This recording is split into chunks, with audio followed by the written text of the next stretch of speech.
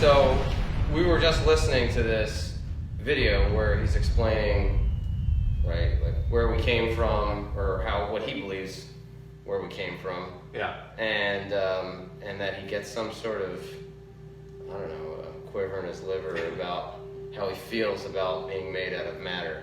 Well, it's interesting because it's prefaced as a fact, and so that's kind of what caught my eye when we were looking at this, is that it's prefaced as, here is a fact about the universe that you need to know. Oh, it's the most amazing fact. The most amazing fact. No. All right, well, let's give it a whirl.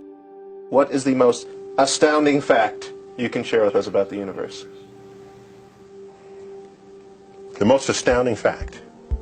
The most astounding fact is the knowledge that the atoms that comprise life on Earth, the atoms that make up the human body, are traceable to the crucibles that cooked light elements into heavy elements in their core under extreme temperatures and pressures. These stars, the high-mass ones among them, when unstable in their later years, they collapsed and then exploded, scattering their enriched guts across the galaxy.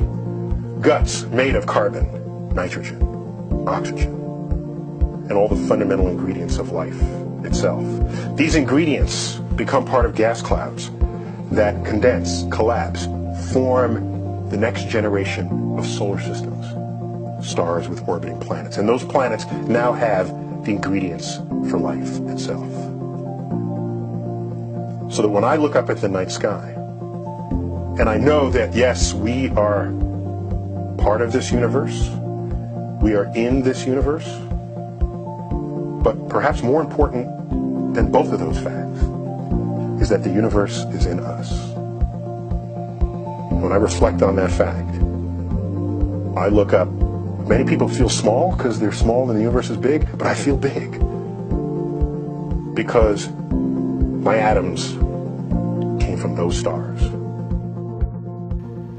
It's interesting because he's got the awe of creation. Well, first I think it has to be said that Neil deGrasse Tyson is a very competent astrophysicist.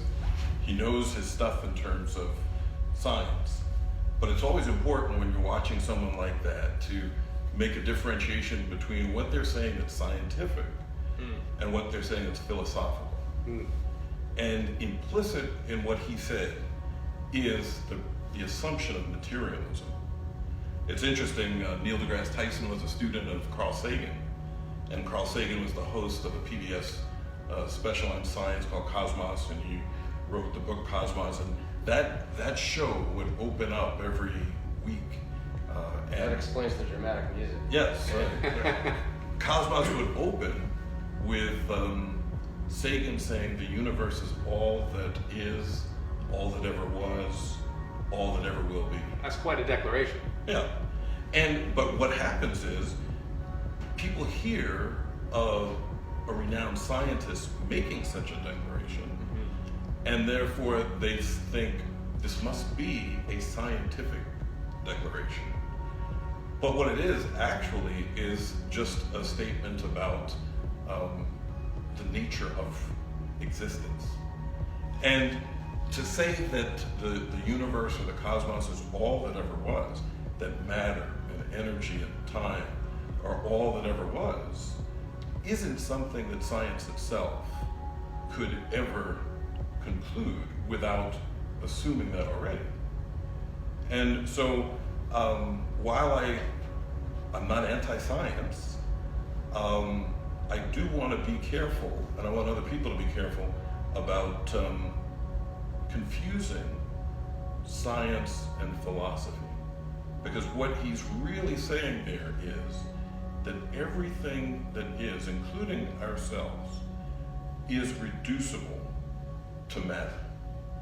Impersonal, irrational matter, atoms. And no matter how many of those you add together, you're not going to get things such as consciousness and personality and so forth. So that's where I would take issue with him. You can't scientifically conclude that matter is all that exists, unless you say, well, the only thing that can possibly exist is what we're capable of detecting with our scientific instrumentation. That's just a philosophical starting point. It's not a scientific conclusion.